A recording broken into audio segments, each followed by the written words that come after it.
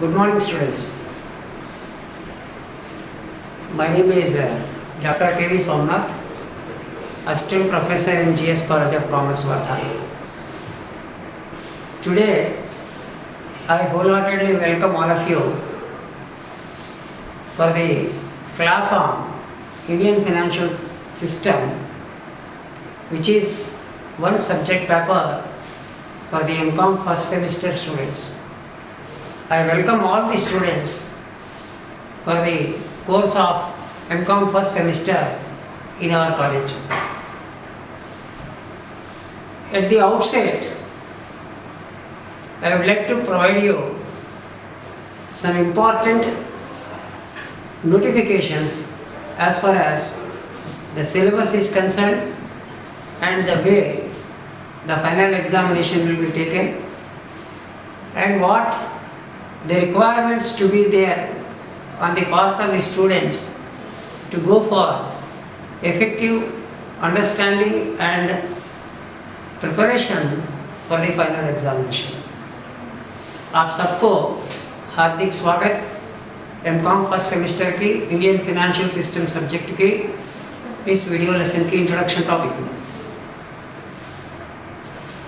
Today, as you have chosen the master level of the commerce degree, that is Master of Commerce, you should always keep in view that while studying any master degree, the syllabus which is provided by the university is for the sake of the academic degree purpose.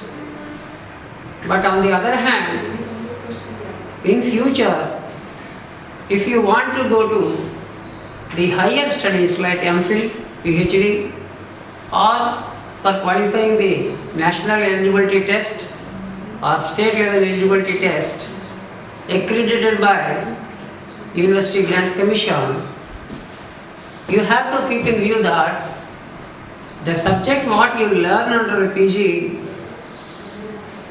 is not having a precise syllabus. Why I am saying this is, the same subject may be taught in more than one universities in India and having some variations of the syllabus. So we say that the syllabus is a ocean in the MCOM or any PG degree, at par with the national standards or the syllabus framework, and sometimes at par with the global requirements and global standards and global syllabus. It is necessary on the part of the PG student to pursue the subject not only from the academic purpose but also from the knowledge as well as exposure and expertise purpose. Henceforth, I request all of you to learn all the subjects of the PG in such a manner where you can be find suitable at the national and international avenues in the future course of time. तो पहले आप ये मत सोचना कि हम Nagpur university से connected हैं.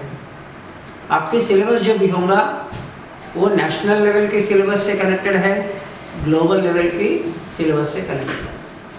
आपका पीजी डिग्री कहीं भी वैलिड है, कहीं भी वैलिड बने, अपन वैलिड होना उसके हिसाब से. So due to this, we have to go for the learning of the subjects to a fullest length in the widest form and to have a more exposure and experience of the subject as well as the acquisition of the knowledge is concerned. Now we will go for the syllabus of the Indian financial system for MCOM first semester under the Nagpur University, RTM Nagpur University, Nagpur. If you see the syllabus, in the syllabus you have 4 units and each unit has been describing in depth as far as possible in the arena of financial system, particularly Indian financial system. The first unit starts with the components of formal financial system.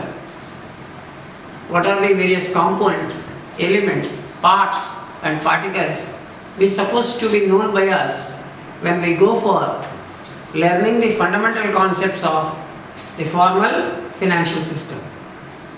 The second unit is about the banking system, which includes the commercial banks, public sector banks, private banks, international banks, and so on and so forth, and the banking practices and banking system operational guidelines, as well as other things related to banking.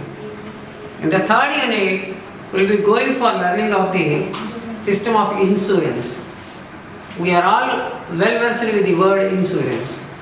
So, the fundamental concepts of insurance, the various organizations performing under the life insurance as well as the general insurance, and also the role of the IRDA, Insurance Regulatory Development Authority, in managing the insurance sector and insurance business services in the country, that will be coming under the Unit 3. Unit 4, we have the capital markets.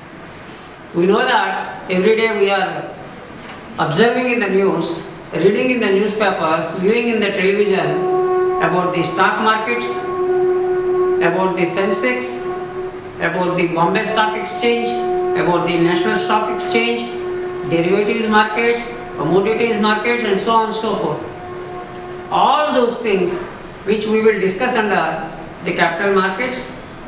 Apart from that, we also go for the learning of Securities Exchange Board of India, SEBI, Pension Fund Authority, CRISIL, Stock Holding Corporation of India Limited, Export-Import Bank, foreign exchange markets, as well as the risk management in the financial system. All those things we will discuss under the Unit 4. As far as the syllabus, what we have now observed, it is a gamut of, it is a set of the 4 fundamental areas which are going to be described under the context of the subject Indian financial system. So, when we are learning this, we should have the basic knowledge what already we have covered in our degree level, in our BCom or BCom Computer Applications or BBA, whatever we have studied. We might have studied the things under the economics, the things under the monetary economics, and the things under the Indian economic system or Indian economy. So all those things, what we have covered under the degree level, they are the fundamental basic knowledge oriented things, and most of them are the foundation for the learning of the subject Indian financial system. So what you have to keep in mind is, you should never forget what you have studied in the degree level, maybe economics, maybe monetary economics, maybe Indian economy. So these are all the fundamentals we should keep always in our mind while studying the subject Indian financial system. Apart from that, we know that India has already entered in 1991 in the new economic system, new economic policy, what we have adopted. When P.V. Narasimha Rao was the Prime Minister and the Manmohan Singh was the Finance Minister at that time in 1991, and our economy has been transformed into a regulated capitalism or a restricted capitalism type of economy from the mixed economy. And then we have advocated liberalization, privatization and globalization in the economic system.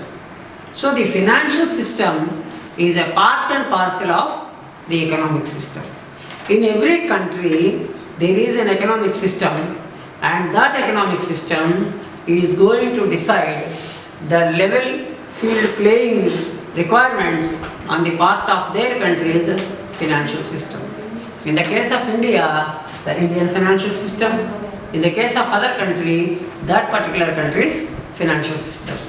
So in the financial system, in the economic system, there is an interlink between these two words, economic system and the financial system.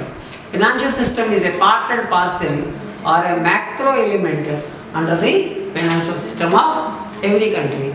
As far as the marks to be gained in the final examination is concerned, now I will go for the bifurcation of the marks are concerned. As far as the final examination, you have the final evaluation of 80 marks for the final examination and 20 marks for the internal evaluation. This is external, this is internal.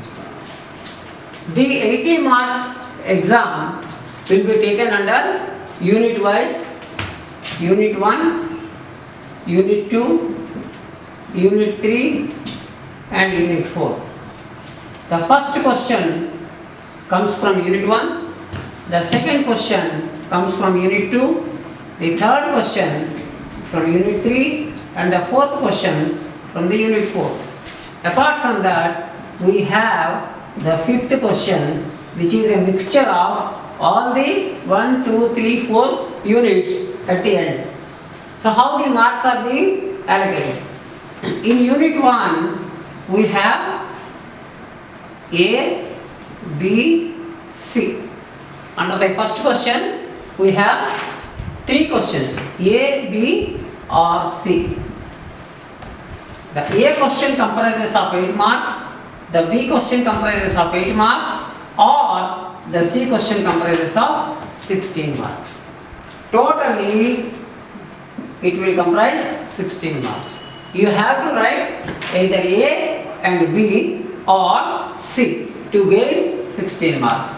In the similar manner, in the case of the second question also, A, B or C, 8 marks or 16 marks. In total, you should gain 16 marks. Like that, up to fourth question, you have 16, 16, 16, 64 marks. In the fifth question, you have 4 questions from unit 1, unit 2, unit 3 and unit 4. Each question carries off 4 marks. It is a compulsory question where you will get 16 marks in total. The total marks comprise of 80 marks as a final maximum marks to be scored in the subject of that paper in the external examination. So what you have to do is, you have to cleverly choose how to get maximum marks by following the choices as well as answering the compulsory question also, such that your percentage is enhanced. You have here a choice to answer either A plus B or C. If you do not have a proper knowledge of answering any question of the A, B category under each question, then you have to know that the 16 marks question you have to answer as an essay question or an extended answer question. So automatically you should, as per your discretion, as per your ability, as per the time requirements, you should choose among yourself how to answer the question. Now the subject books are concerned. There are so many books prescribed for the reference of the students, which is given at the end of your syllabus. Apart from that, there are so many national level books which are prescribed for you in the syllabus, like Principles of Bank Management by Vasant Desai, Insurance and Risk Management by Dr. P.K. Gupta, Indian Financial System by Bharati V. Patnaik, Financial Markets and Services, Jordan and Natarajan, Indian Financial System, Ambai Khan, Indian Financial System of Kalyani Publications, Indian Financial System, Gupta and Agarwal, Bharatiya Vittiya Vyavastha, Dr. Arvind Shinde. Apart from that, myself, along with Dr. Yogesh Patinge, have also written a book at the national level, namely Indian Financial System, which is mostly suitable to our Nagpur University syllabus. This is what we are going to tell about in the first introductory class of this Indian financial system, and from tomorrow onwards we will go for the learning of unit-wise subject of each elements under the Indian financial system. Thank you very much. All the best.